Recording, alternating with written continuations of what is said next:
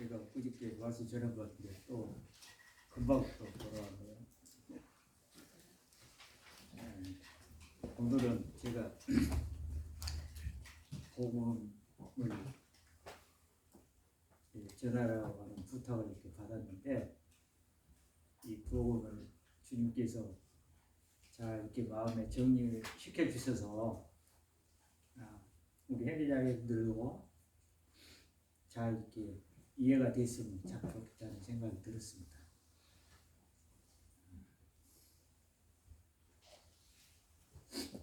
우리 요한복음 16장을 한번 읽어보도록 하겠습니다.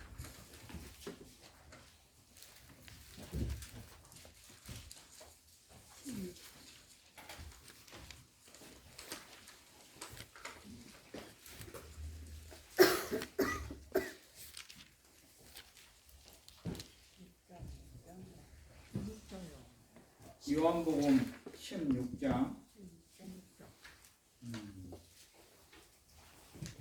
5절부터 읽도록 하겠습니다.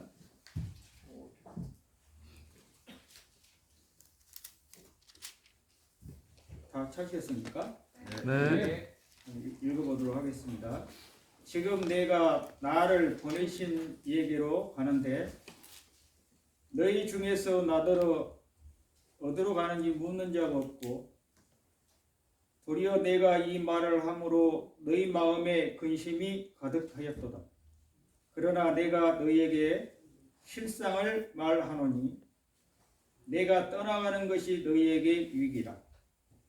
내가 떠나가지 아니하면 보혜사가 너희에게로 오시지 아니할 것이요 가면 내가 그를 너희에게로 보내리니 그가 와서 죄에 대하여 의에 대하여 심판에 대하여 세상을 책망하시리라. 죄에 대하여라 하면 그들이 나를 믿지 아니하며 의에 대하여라 하면 내가 아버지께로 가니 너희가 다시 나를 보지 못하며 심판에 대하여라 하면 이 세상 임금이 심판을 받았습니다. 11절 말씀까지 읽었습니다. 오늘 주제는 주님께서 보혜사를 이렇게 보내시는데 보혜사께서 오셔서 죄에 대해서 죄가 무엇인가에 대해서 또 의에 대해서 심판이 무엇인가에 대해서 말씀하신다고 말씀을 하고 있습니다. 성경에서 말하는 이제 예수님께서 이 죄에 대하는 것이 무엇이냐 대해서 이제 세상을 책망하신다고 말씀을 하셨습니다. 우리는 이 세상을 살아가면서 죄에 대해서 그냥 우리가 남에게 참 나쁘지도 하고 또 뭐 범죄를 하거나 뭐 도둑질을 하거나 뭐 이런 것을 이제 죄라고 생각을 했죠. 근데 이제 우리가 성경의 말씀을 이렇게 어느 날 이렇게 듣게 되면서 그게 이제 물론 그런 것들도 죄죠. 죄이긴 하는데 성경에서 말하고 있는 죄가 무엇인지에 대해서 저희들이 이제 듣게 됐다는 것이죠. 그래서 이제 구체적으로 제가 이제 그런 부분들을 여러분도 물론 이제 여러분 들어서 아시겠지만 이게 또 성경을 통해서 반복적으로 이야기함으로 저희들이 더 확고한 믿음을 갖게 되기를 참 바라는 마음이 있어서 이 본문의 말씀을 선택을 했습니다. 이 앞에 제가 이제 말씀을 전하면서 실수를 하나를 했어요. 그게 뭐냐면 솔로몬이 성전을 건축할 때 자기 왕궁과 성전을 제가 연도를 잘못 이해를 해가지고 17년 또 하나님 성전 지을 때 3년이라고 이야기했는데 그게 아니고 이제 왕궁을 건설할 때 13년이고 성전할 때 7년. 제가 그 숫자를 착각한 것 같습니다. 읽었는데 그래서 바로 잡겠습니다. 여러분들이 그런 부분들을 그냥 듣지 마시고 이 형제가 또 말씀 잘못 전할 수도 있기 때문에 착각할 수 있기 때문에 제가 그런 부분들을 또 주님 앞에서 말씀 전할 때 이게 참 생각을 좀 깊이 해야 되구나 이런 생각을 많이 했습니다. 제가 보긴 했는데 숫자를 착각한 것 같습니다. 바로 잡겠습니다. 그래 제가 이제 이 말씀을 보면서 그런 생각이 막 들었어요. 그러면 성경에서 이제 말하는 죄가 무엇이냐 이런 부분들을 좀 생각을 하면서 이 로마서 성경에서 말하고 있는 죄, 또 죄들 이게 구분을 하거든요. 성경에서. 근데 이제 우리 한국 성경의 번역을 보면 다 죄로 이렇게 기록되어 있기 때문에 어떨 때 보면 참 어려움이 많을 때가 많아요. 그래서 성경에서 말하고 있는 이 죄들과 죄와 뭐 이런 것들을 잘 이해를 잘 하지 못하므로 오해를 해서 성경을 잘못 받아들이고 또 생각할 때가 참 많이 있는 것을 볼 수가 있습니다. 그러면 지금 오늘 본문에 이야기하던 죄에 대하여 하면 그랬잖아요. 그 죄는 무엇을 이야기하는 걸까요? 지금 성경에서 말하고 있는 요한복음에서 이야기하는 그 죄를 우리가 생활 가운데 짓는 그런 죄들을 이야기하는 걸까요? 그렇지 않거든요. 왜냐하면 죄에 대하여 하면 주님께서 말씀하시기를 나를 믿지 않는 거라고 이야기했기 때문이에요. 그런데 있죠 여러분 성경에도 나를 믿지 않는 게 죄다. 그래서 이제 그런 부분들을 성경을 찾아서 한번 찾아보겠습니다. 성경에서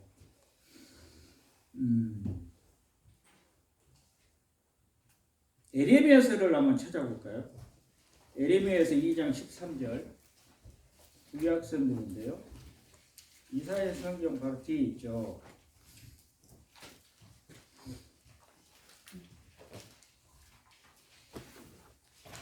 이 장 13절 구약성경 제 성경은 1052페이지입니다. 구약성경 다 찾으셨나요? 네. 1052페이지인데 여러분 성경에도 그렇게 찾았죠? 그렇게 기록되어 있는지 모르겠는데 13절을 같이 한번 읽어보도록 하겠습니다. 다 찾았으면 시작. 내 백성이 두 가지 악을 행하였나니 곧 그들의 생수에 흐르는 나를 버린 것과 스스로 웅덩이를 삼고 있되 그것은 그 물을 가두지 못할 터진 인동이들이니라. 여기 보면 에레미야 성경을 통해서 주님께서 뭐라고 말씀하셨냐면 내 백성이 두 가지 악을 행했는데 그것이 뭐냐면 생수에 근원되는 나를 버렸다. 나가 누구죠? 하나님이죠. 그렇죠? 하나님을 버렸다는 것입니다. 그 다음에 스스로 웅덩이를 판 것인데 그것은 물을 저축지 못할 터진 웅덩이다. 물을 저축지, 물의 성경에서 보통 말씀을 이야기를 하는데 말씀을 담을 수가 없는 거예요. 웅덩이가 터져 있으니까 물을 아무리 담으려고 해도 담을 수가 없는 거죠. 그래서 이 말씀들을 여러분 삶 속에서 항상 기억을 하셔야 된다는 거예요. 두 가지 악을 하나님은 지적을 하고 있어요. 두 가지 악을 행했는데 하나가 생수에 근원된 나를 버린 것이다. 그럼 나를 버린 거라는 게 나는 교회도 잘 다니고 예수님을 잘 섬기고 있고 예수님 이름도 부르고 내가 예수님 믿고 있는데 왜 나를 버렸다고 하는가? 이스라엘 백성들이 하나님 안 섬겼나요? 아니요. 하나님 나름대로 잘 섬겼어요. 그들이 하나님을 섬기고 율신 하나님을 섬기고 뭐 다른 이방은 신을 섬긴 게 아니라 하나님을 섬겼는데 하나님 편에서 볼 때는 나를 버렸다. 그렇게 지적하고 계시잖아요. 그리고 터진 웅덩이, 물을 저축지 못할 터진 웅덩이. 우리가 아무리 말씀을 많이 들어도 그 말씀이 우리 마음 가운데 머물러 있지 않고 그 말씀이 우리를 지배하지 못한다면 그건 터진 웅덩이잖아. 그죠? 터진 웅덩이야. 그러니까 그 터진 웅덩이에 말씀이 저축이 안 돼 있기 때문에 그 말씀이 내 삶을 이끌어가거나 내 삶을 지배하거나 그러지 못하는 것이죠.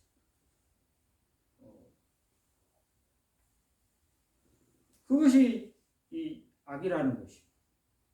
이 요한복음 말씀, 죄에 대한 나를 믿지 않는 것이다. 똑같은 말씀인 거예요. 여러분, 죄가 이 기록이 되는데요. 예레미야 17장을 한번 찾아봅시다. 그 뒤에 좀 넘어가서 예레미야 17장 1절 말씀을 살펴보겠습니다.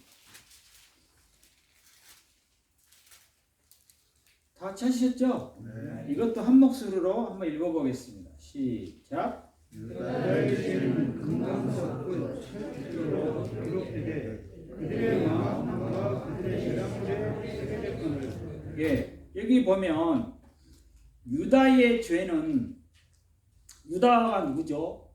이스라엘 백성들을 이야기하는 거예요. 이스라엘이 이제 유다와 이스라엘로 나뉘었잖아요. 그러니까 특별하게 하나님이 이 유다는 뭡니까 다윗의 혈통으로 이루어진 백성들이 유다 민족이죠. 그들이 하나님을 불순종함으로 나라가 남왕국 유다와 북왕국 이스라엘로 나뉘어져 있죠. 그래서 이 유다, 여기서 유다는 특별하게 하나님을 잘 섬긴다고 하는 그 백성이죠. 근데 유다의 죄는 금강석 끝 철필로 기록되되, 금강석이란 아주 단단한 것을 말하는 거거든요. 그죠? 금강석, 아주 단단한 철필. 철필이라는 것은 뭐냐면 이 철로 된 연필, 아주 강한 거죠. 그러니까 그걸로 기록되되 그들의 마음판과 그들의 제단불에 새겨졌거늘. 죄가 몇 군데 기록돼요? 2군데. 어디예요? 마음판과 그들의 제단불에 기록된다고 되어 있습니다.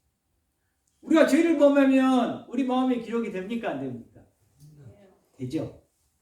또 하나는 이 제단불. 이 제단불이라는 걸 하나님에 속한 거라고 보면 돼요. 하나님에 속한. 그러니까 이제 내가 이제 장사를 하는데요. 우리 집에서 이제 외상으로 손님들이 물건을 사가면 거래명세표가 나와요. 거래명세표가 나오는데 하나는 공급자, 내가 이제 주는 사람이니까 공급 받는 자, 2개가 딱 나와요. 인쇄가 돼서. 우리 혜영님 집이 가끔 우리 집에 오는데 거래명세표 받아보셨나요 혹시? 네. 네. 그러면 그 이제 우리가 가지고 있는 거는 빨간 종이에 인쇄가 되고 빨간 걸로 돼 있어요. 그리고 공급받는 자는 이제 파란 걸로 돼 있어요. 파란 걸. 바뀔 수도 있는데 거기에 보면은 공급자라고 파란 걸로 된 것은 외상으로 가져간 사람 그걸 가져가요. 거기에 물건을 가져가면 기록이 되잖아요. 거기에. 그죠? 우리 행님이 실리콘을 우리 집에서 가져가는데 실리콘 5박스 우리가 딱 기록을 해놓죠. 5박스 몇 개 이래가지고 수량 금액 얼마 따야 딱. 그러면 이제 그 빨간 종이는 우리 거니까 거기에도 똑같이 기록돼 있죠. 어떻게 기록돼 있어요? 실리콘 5박스 얼마 그러면 거기 기록돼 있죠. 우리가 보관을 하고 있어요. 그러면 이제 가져간 혜영행제님 이제 종이에도 5박스 실리콘 가격이 기록돼 있고 우리도 기록돼 있어요. 그게 뭐예요? 그게 준거 자료예요. 준거 자료. 2군데 기록되어 있는 거예요. 그러면 이제 그것이 이제 그 예상으로 가져갔는데 그 예상에 대한 기록인데 그것이 이제 효력이 있는 거예요. 만약에 해명행위 그럴 일 없겠지만 실리콘 값을 안 갚았다. 그러면 그걸 가지고 내가 소송을 할 수가 있어요. 이 사람이 물건값을 안 갚았을 텐데 법정에 가서 돈을 좀 판사님 이거 말로해서는 안 들으니까 법으로 소송을 해서 이거 내가 돈을 좀 받고 싶습니다. 그리고 딱 그 거래명세표를 증거로 딱 내밀면 판사님이 그걸 다 보시거든요. 보시고 이 사람이 물건을 가져갔는데 외상값을 근데 회장님들은 너무 성실해가지고 가져가자마자 돈을 입금해버리기 때문에 근데 저희 계좌로 통장 계좌로 돈이 다 입금되면 그 증서가 유효합니까 무효합니까? 무효. 계좌로 돈이 입금되기 전까지는 유효하지만 그죠? 우리 계좌로 회장님이 소금을 딱 해버리는 순간 그 거래 명세표는 효력이 없어. 예, 갚았기 때문에. 그렇죠? 네. 갚았기 때문에 효력이 없는 거예요. 그와 마찬가지로 이 오늘 성경에서 죄가 두 군데 기록된다 그랬잖아요. 하나는 마판이니까 내장부야. 장부로 외상장부로 말하면 제단불은 하나님 장부야. 그러니까 동시에 두 개 기록되기 때문에 오리발을 못 내밀지. 죄를 안 지었다고 아무리 내가 하나님 앞에 죄 안 지었습니다 해도 하나님이 제단불에 기록되어 있는 그거 있잖아요. 야 봐라. 제단불에 너 죄가 기록되어 있는데 어떻게 죄가 안 지었다고 너가 말할 수 있느냐. 그리고 우리 마음판에 기록됐기 때문에 이 마음판을 지울 수가 있나요 없나요? 마음판에 기록된 거는 뭐 종이 같은 거 찢어버리기도 하지만은 이거 찢을 수가 없어. 마음판에 기록됐기 때문에. 그 정도로 죄가 이제 기록이 되는데 죄가 왜 이제 무섭냐 심각하냐 이게 사망에 이르가는 건데 사망에 이르게 죄의 싹스 뭐라고 그랬습니까? 사망이라고 그랬어요. 사망. 그렇기 때문에 무서운 거예요. 요새 이제 코레라가 막 유행하는데 코로나가 왜 무섭습니까? 이게 감기 같으면 잘 안 죽는데 코로나는 이거 특별하게 사망에 이르게 한단 말이에요. 그러니까 막 무서운 거예요. 전염도 심하지만 사망에 이르게 하기 때문에 무섭고 그 전염성이 아주 강해서 그래서 사람들이 막 주의를 많이 하는 거잖아요. 이 죄가 여러분 두 군데 기록되는 거 이제 기억하시죠? 네. 이 성경 말씀 그리 돼 있잖아요. 내가 기록한 것도 아니고 하나님께서 마음판과 그들의 다음번에 기록됐거늘 딱 이렇게 돼 있잖아요. 그것도 금강석 끝철필로 그랬으니까 지울 수가 있어요 없어요? 얼마나 단단하면 다이아몬드 같은 그런 걸로 그냥 돌에다가 막 새겨버리면 지울 수가 없잖아요. 돌을 깨버리면 되지만 우리 마음판을 깰 수도 없고 뭐. 제단불에도 마찬가지. 두 군데의 기록이 된다라고 하는 것. 그런데 여러분이 꼭 기억하셔야 돼요. 두 군데 기록되기가 오리발을 내밀 수가 없다. 그리고 죄의 싹은 사망이기 때문에 사망에 이른다고 하는 것을 여러분이 기억하시기 바라고요. 또 한 군데 한번 찾아봅시다. 17장인데요. 13절을 한번 또 보겠습니다. 바로 이제 넘어서 13절. 13절도 같이 한번 읽어보겠습니다. 시작. 이스라엘의 소망이신 여호와여 무릇 주를 버리는 자는 다 수치를 당할 것이라. 무릇 여호와를 떠나는 자는 크게 기록되오리. 이는 생수의 근원이신 여호와를 버리다. 이게 죄라는 거예요. 여호와를 버리는 거. 근데 사람들이 이 세상에 이제 뭐 복음을 못 들은 사람들, 또 복음 그리스도 밖에 있는 분들은 대체적으로 자기가 막 선하게 살면 선한 줄 알아. 근데 성경이 말하고 있는 죄는 뭐냐면 여호와를 버리는 것이 곧 악이요 죄라고 이야기하고 있잖아요. 죄의 개념이 다른 거예요. 그러니까 자기는 세상에서 죄 안 짓고 착하게 살고 남에게 못된 짓 안 하고 여기 성실하게 살면 뭐가 문제가 되느냐. 내가 천국 가는데 뭐 지옥은 안 가겠지. 천만의 말씀입니다. 그게 아니라 하나님을 버리고 창조주 대신 나를 지으신, 나를 지었는지도 모르지. 그렇죠? 알았으면 성겼겠지. 우리 예수님께서 이 땅에 오셨는데 성경 이야기하기를 그 영광의 주를 알았다면 십자가에 못 박았겠느냐? 몰랐기 때문에 박았다 이거지. 십자가에.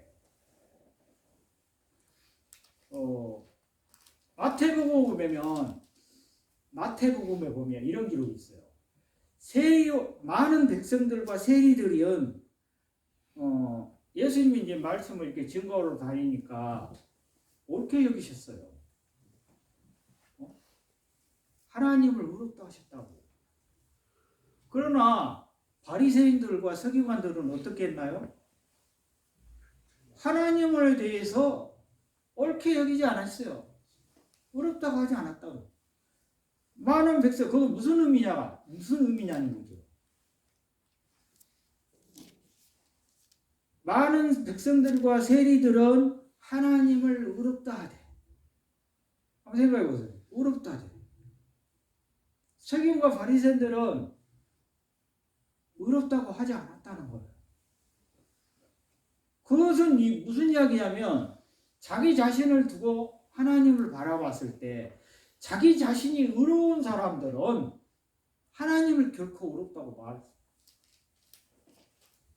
그때 당시에 많은 백성들과 세리들은 자기 자신이 어땠다고? 잘못되어 있고 거짓되다고 생각했기 때문에 하나님을 옳다고 인정을 했다는 것입니다. 하나님을 옳다고, 하나님 원래 의로우신 분이죠.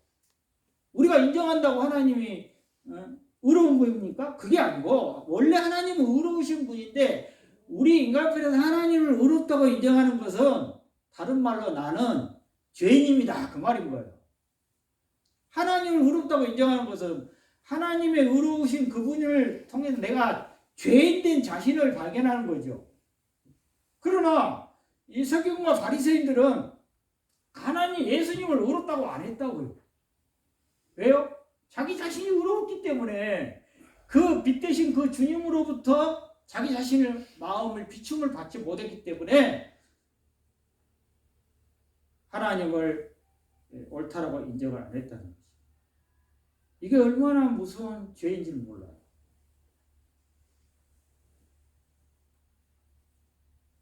예수님을 십자가에 못 박은 사람들이 세리가 죄인들이 아니었어요. 누가 예수님을 십자가에 못 박도록 종용했나요? 바로 유대 지도자들과 서기관과 바리새인들이 그랬다는 것입니다. 구속함을 받은, 구원함을 받은 우리조차도 우리가 스스로 의롭다는 생각 속에 우리가 사로잡히게 되면 하나님을 의롭다고 인정을 못하는 거예요. 이게 얼마나 놀라운 교만인지 몰라. 그러니까 하나님 앞에 겸손이나 겸비함이 없는 거예요. 그 속에 빠져버리면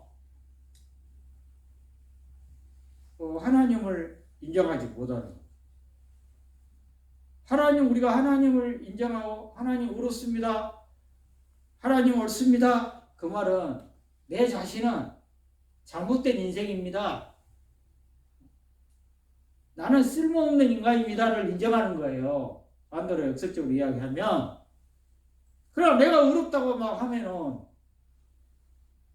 예수님을 인정을 못하는 거죠. 의롭을 인정을 못하는 거죠. 그래서 왜 하나님의 의와 인간의 그 육신에서 올라오는 의가 부딪힘으로 충돌이 일어나게 돼요. 싸움이 일어나게 돼요. 인간들이 그걸 갖다가 막 받아들이를 못하니까 그 하나님의 의를 모르고 자기 의를 세우려고 로마서는 이야기하잖아요. 자기 의를 세우려고 힘써 하나님의 의를 복종치 아니하고 그분을 십자가에서 죽이도록 막 내버려 막 밀어붙이는 거예요. 이 교회 안에서 그것이 가장 우리가 살펴야 조심해야 될 부분인 거예요. 우리 자신 스스로가 우리 자신의 의 속에 빠져서 어려움 속에 사로잡히게 되면 교회 미안한 이야기입니다. 교회 성도들 다 죽는 거예요. 알겠습니까? 다 죽는 거예요. 누가 그런 생각 속에 잡히기를 원하겠습니까? 그러나 우리는 너무 그런 부분에 연약한 존재라는 거예요. 사단에게 사로잡히게 되면 우리는 말할 수 없는 교만 속에 빠져서 겸비함을 잃어버리는 거예요. 하나님께서 욥기를 통해서 이야기를 하십니다. 욥이 자기 의 속에 탁 사로잡히게 되니까 그가 뭐요? 얼마나 경건하게 살았습니까? 그죠? 자기 아들들, 자기들 자녀들조차도 그냥 범죄할까봐 막 그런 혹시나 죄를 범했을까봐 막 제사를 드리잖아요. 그죠? 근데 하나님은 결론적으로 뭘 위한? 그 욥이 가지고 있는 그 의를 깨뜨리기 위해서, 자기 가지고 있는 의를 깨뜨리기 위해서. 왜? 자기가 그 의로움 속에 빠져 있는 동안에 누구의 의를 못 받아들여요? 하나님의 의를 못 받아들이기 때문에 욥이 막 새 친구들하고 또 뭐 엘리오하고 막 대화하는 거 보면 서로 막 지지를 않아요. 지지를 않아. 이야, 이 사람들은 벌써 우리보다 수천 년 전의 사람인데 영적으로 보면 우리보다 훨씬 차원 높은 이야기를 하고 있잖아요. 그죠? 다 그래. 새 친구들도 마찬가지고. 그 욥기를 읽어보면 그 속에 그 영적인 그 대화 내용들이요. 지금 이 시대 사람들은 감히 상상조차 할 수 없는 그런 생각들을 가지고 대화를 나누고 있다니까. 이해조차를 못해 우리도. 그럼에도 불구하고 하나님은 나중에 욥을 세워줍니다. 욥이 그걸 딱 깨닫잖아. 내가 내 속에 사로잡혀서 교만 속에 빠져 있었구나. 내 의 속에 빠져 있었구나. 이걸 깨닫고 나니까 하나님이 이제 욥을 진짜 자유롭게 하시잖아요. 하나님의 의로. 더 많은 축복도 주시고. 우리가 그런 부분에 대해서 성경에서 여러 곳곳에서 이 말씀을 하고 계시는데요. 또 한번 찾아보겠습니다. 골로새서 2장을 한번 찾아보겠습니다. 제가 시간은 오늘 요새 영상을 이렇게 하기 때문에 길게 할 수가 없어요. 골로새서 2장을 한번 찾아보고 좀 한번 교제를 나눠보겠습니다. 여러 성경을 왔다 갔다 하는데 골로새서 빌립보서 다음에 있는 게 골로새서 2장 13절을 한번 보겠습니다. 13절, 14절, 15절 다 찾으셨나요? 네. 성경을 조금 더디게 찾으신 분이 있기 때문에 옆에 분들이 좀 도와주셔서 성경을 확인하시고 살펴보시기를 바라는 마음이 있습니다. 13절, 14절, 15절 한 목소리로 한번 읽어보겠습니다. 시작! 또 범죄와 육체의 무한회로 죽었던 너희를 하나님이 그와 함께 살리시고 우리의 모든 죄를 사하시고 우리를 거스르고 불리하게 하는 법조문으로 쓴 증거를 지우시고 제하여 버리사 십자가에 못 박으시고 통치자들과 권세들을 무력화하여 드러내어 구경거리로 삼으시고 십자가로 그들을 이기셨느니라. 아멘. 여기 보면 모든 죄를 사하셨다 그랬어요. 여기 앉아 계신 분들은 모든 죄를 사함을 받으셨죠? 네. 받으셨을 겁니다. 14절 우리를 거스리고 불리하게 하는 법조문으로 쓴 증서를 지으시고, 여기 보면 이런 내용이 있어요. 우리를 거스리고 불리하게 하는 법조문. 지금 이제 개혁 개정 우리가 성경을 바꿨는데 이거 법조문으로라고 되어 있어요. 예, 우리가 이전에 있던 개혁 한글을 보면 의문에 쓴 증서 그랬어요. 예? 의문에 쓴 증서. 그래 좀 어렵죠? 의문에 쓴 증서. 근데 여기 보면은 법조문으로 해석을 했기 때문에 조금 더 쉽죠. 그거는 이제 의문으로 쓴 증서, 법조문으로 쓴 증서 이게 뭘까요? 요거 이제 오늘 제가 여러분들에게 이제 교재를 나누고 싶은 부분이에요. 의문에 쓴 증서, 법조문으로 쓴 증서를 지우셨다 그랬는데 제하여 버리사 이거 아주 중요한 거거든요. 아까 내가 서부터 좀 이야기했죠. 우리 박영진님하고 거리명식 때 이야기했잖아요. 의문에 쓴 증서. 그래 보통 이제 이것을 이제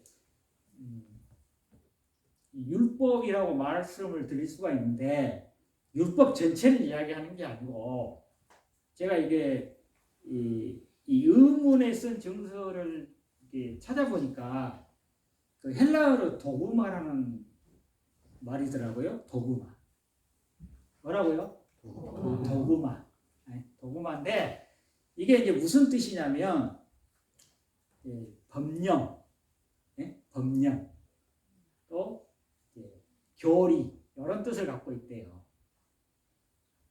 의문에 쓴 증서가 이제 우리 하나님께서 율법을 주셨잖아요, 그죠? 누구에게 줬죠? 모세를 통해서 시내산에서 십계명을 주셨죠. 그렇죠? 하나님께서 여호와께서 시내산에서 모세를 부르시고 그래서 거기서 십계명 2개 돌파에 기록되어 있는 그 율법을 주셨어요.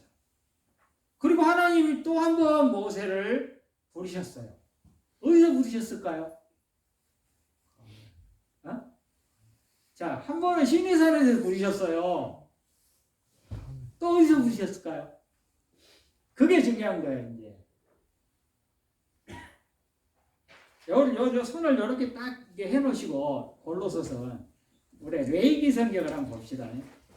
레위기는 창세기, 출애굽기, 레위기 세 번째 성경인데 구약 성경 세 번째 성경인데요. 1장 1절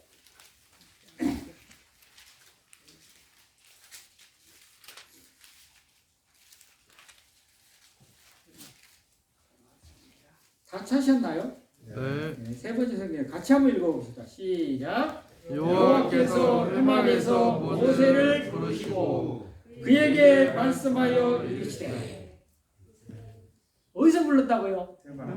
해막에서 불렀네. 해막에서. 첫 번째는 어디서 불렀다고요? 시내산에서 한번 불러주셨어요. 올라오라고. 모세야. 왜요? 그러니까 하나님이 이 율법을 주시려고 그 계명 있잖아요. 계명을 주시려고 부르셨어요. 두 번째 이 해막에서 불렀다는 건 아주 중요한 거예요. 해막에서 왜 부르셨을까요? 또 율법 주시려고? 아니요. 요거는 우리 율법은 율법석에 속하는 건데 이거는 해막에서는 제사법을 주신 거예요. 무엇을 주셨다고요? 제사법. 그러니까 율법이 있고 또 율법으로 말미암아 사람들이 이스라엘 백성들이 죄를 범하면 죄를 사함받을 수 있는 제사법을 따로 주신 거예요. 그래 두 가지 부르신 게 이해되시죠? 네. 첫 번째는 율법을 주시려고 부르셨고 하나는 회막에서 불렀다는 것은 그래서 이제 제사법이 쭉 나오잖아요. 읽어보면 레위기에서. 그래서 이 회막에서 불렀다는 것은 무슨 이야기냐면 그 속죄 제사. 죄를 어떻게 사함받는가? 또 죄를 범했을 때 율법은 죄를 지적하잖아요. 시내산에서 내려온 그 율법은 사람을 살리는 법일까요? 죽이는 법일까요? 죽이는 법이요. 죽이는 법이요. 유부에 걸리면 살아남을 자가 없어. 그죠? 율법의 10계명 중에 하나라도 범하면 죽어요. 사망이에요. 근데 같은 율법 속에 속해 있는 이 제사법을 만나게 되면 살아요, 죽어요? 살아요. 생명의 법인 거야. 살리는 법이라. 그래서 회막에서 불렀다는 것은 아주 중요한 거예요. 포인트가. 여러분 꼭 그거 기억하셔야 돼요. 하나님은 우리에게 사망의 법만 주신 게 아니라 우리를 생명을 얻을 수 있는 제사법도 주셨다. 이건. 그래서 이제 골로새서로 다시 넘어가 보게요. 여기서 지금 아까 우리가 읽었잖아요. 골로새서 2장 13절. 너희의 범죄와 육체의 무할례로 죽었던, 그랬잖아요. 죽었던. 너희 범죄와 육체의 무할례로 죽었던, 이거는 뭐예요? 율법을 통하여 사망의 법이 내려와서 죽었다 이 말이에요. 그래, 하나님이 그와 함께 살리시고 우리의 모든 죄를 사하시고 14절 여기 나온 것이에요. 회막에서 불렀다고 하는 것. 회막에서 불렀다고 하는 것.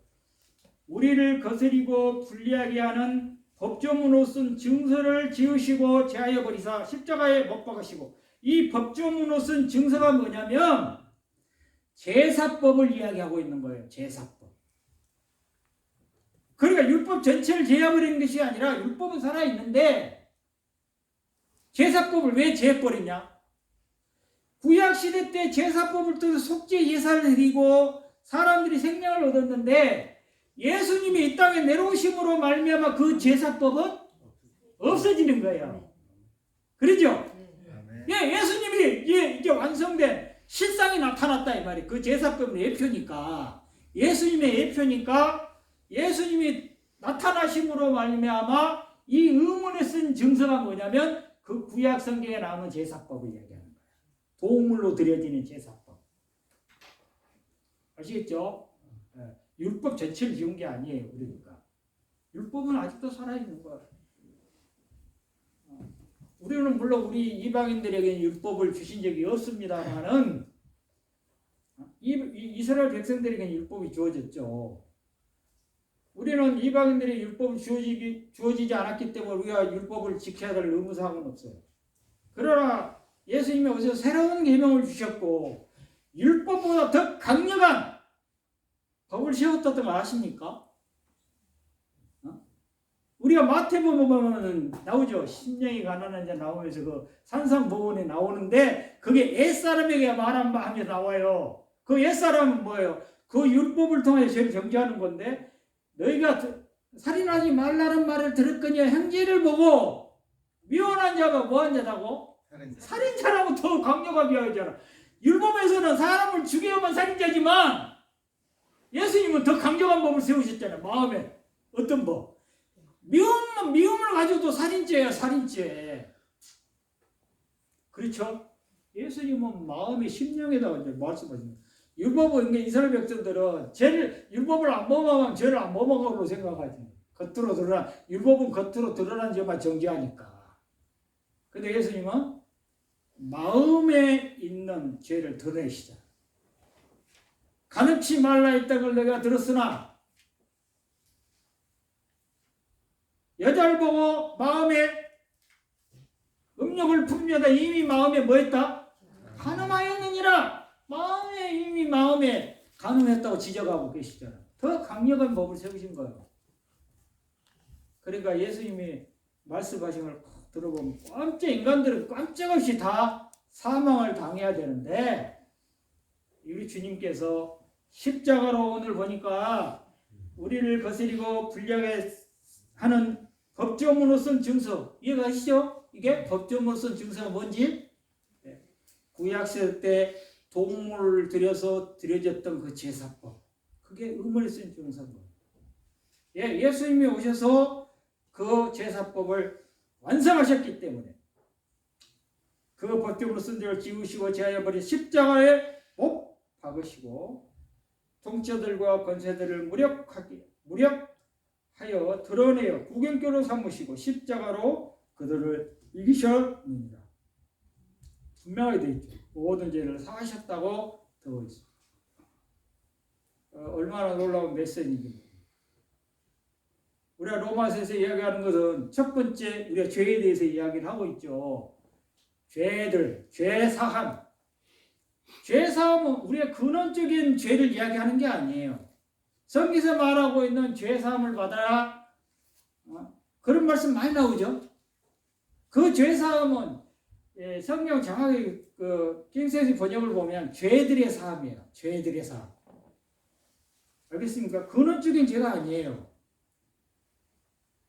너희들이 죄사함 받아라. 우리가 삶 속에서 지어지는 모든 죄들을 사함을 받게 되면 그 예수님이 그 모든 죄들의 사함이 영원한 속죄를 이루셨다고 히브리서는 이야기하고 있죠. 그렇죠? 그것이 바로 죄들의 형벌로부터 우리가 구원을 받는 거예요. 첫 번째. 로마서에서 이야기하고 있는 건 그거예요. 두 번째로 로마서에서 지적하고 있는 것은 로마서 5장부터 지적하고 있는 것은 죄에 대한 근원적인 죄를 지적하고 있는 거다. 그거는 죄예요, 죄. 하나님을 떠난, 하나님을 버린 그 죄는 사함을 받을 수 있는 게 아니에요. 그거는 용서가 되는 게 아니에요. 우리가 삶 속에서 지어지는 모든 생활적인 모든 죄들은 용서가 돼요. 하나님 그렇게 하셨어요. 용서하신다고. 죄 사함이란 말은 용서란 말이거든. 근데 근원적인 죄에 들어가서는 용서란 단어를 사용하지 않으셨어요. 하나님은. 용서가 안 돼. 그거는 용서를 해버리면 돼요, 안 돼요? 안 되지. 그거는 사망을 지불해야만 끝이 나는 거예요. 그 죄는 용서가 안 되니까.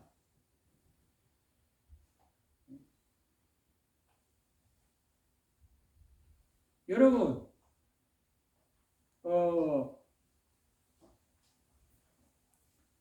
우리가 골로새 지금 읽었는데요. 로마서 3장 14절 우리를 거스리고 불리하게 하는 의문의 쓴서를 지우시고 그리 돼 있잖아요. 지금 개역 성경. 개역 우리 옛날 보던 한글 성경에는 뭐라고 되어 있는지 아세요? 의문에 쓴 증서를 도말하시고 이리 돼 있어요. 여러분 혹시 기억나세요? 네. 도말하셨다고? 네. 기억나실 거예요. 워낙 유명한 말씀이라 도말하셨다. 도말이란 말이 뭐예요? 도말이라는 것은 가려진다 그 말이에요. 어떤 사람 죄를 예수님이 다 가져가셨대. 다 가져가셨으면 도말할 필요가 있어요, 없어요? 없어. 다 가져가셨는데 뭐 도말할 필요가 뭐가 있어? 여러분 복음을 잘못 이해하시면 예수님 죄를 다 가져가셨는데 우리가 왜 우리 마음에 죄가 남아 있죠? 우리 안에 왜 죄가 있어요? 죄를 다 가져가셨는데.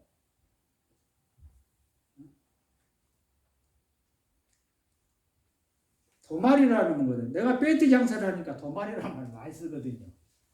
벤트요. 여 벽에 여러분 여 앞에 요 프랑카드에 막 요 글씨도 있고요. 성경 구절도 있고요. 그림도 있잖아요. 이거 도말이란 말은 뭐예요? 이걸 가져가 보면 도말인 거야? 그게 아니에요. 이걸 가져가 버리는 것은 도말이 아니에요. 도말이란 말은 요 위에다가 흰색 페인트를 확 발라버리는 게 도말이에요. 그러면 요 안에 글씨 보여요? 안 보여요? 안 보여요. 그림은 보여요? 안 보여요. 안 보여. 그럼 뭐만 보여요? 흰색 페인트만 보여. 이게 도말이에요, 도말. 아시겠죠? 그럼 성경에서 말하고 있는 의문의 증세를 도말하시고 지워버렸다는 이야기죠. 지우셨고 이거는 성경이 지우시고 우리 지금 성경에 되어 있는데 예수님 피가 아까 제가 어디 기록된다 했죠? 망탕과 단뿔에 제단뿔에 기록된다 했죠. 근데 예수님께서 십자가에 돌아가신 그 피가 제단뿔에 이미 발라졌어요. 예수님이 가갖고 그 피 안 발랐겠어요? 발랐겠어요? 안 발랐겠어요? 발랐어요. 발랐지. 죄가 기록되어 있으니까 그 죄를 피로 예수님 피로 발랐으니까 피가 보여 죄가 보여? 피가 보여. 그럼 죄는 사라진 거예요 안 사라진 거예요? 사라진 거예요. 그림이 사라졌잖아요. 이게 발라뿌리면 페인트 발라뿌리면 그림이 사라지고 글씨가 사라졌잖아요. 이걸 우리가 없어졌다 그러는 거예요. 표현을. 그렇죠? 없어진 거지. 안에는 있어요? 사실 없어요? 있어. 뭘로 발라졌어? 페인트로 하얀 페인트로 발라진 것처럼 예수님의 피가 우리의 모든 죄를 제단불에 기록되어 있는 걸 발라붙다 이 말이에요. 그럼 하나님 보실 때 뭐가 보여요? 피가 보이니까 피는 뭐예요? 곧 사망이다 이 말이에요. 하나님 보실 때 사망을 다 죄값을 치렀구나. 하나님 계좌에 우리 계좌에 하고 박영희가 입금을 한 것처럼 하나님 계좌에 사망이라고 하는 예수님 피가 지불된 거예요. 갚았다고 하나님 계좌로 딱 보냈다니까. 예수님께서 맞죠? 보냈으니까 하나님께서는 받은 것이니까 죄해버리지. 그죠? 그거는 혈압이 없다 이 말이에요. 이제 죄의 기록이. 근데 문제는 뭐냐? 우리 마음판에 그걸 받아들여야 되는데 이 인간들이 안 받아들여. 안 받아들여. 받아들이면 다 지워져요 안 지워져요? 가려지니까. 죄가 예수님 죄를 딱 가져가고 없어진 게 아니라 그 피가 우리 마음판에 발라지면 마음판에 기록되어 있는 죄가 예수님 피로 가려진다 이 말이 있습니다. 아멘? 아멘. 그래서 없어진 거지. 한 구절만 찾고 마치겠습니다. 이사야 44장. 구약성경이죠. 이사야 44장. 시편 다음에 있으니까 딱 성경 절반을 딱 열면은 나오죠. 구약성경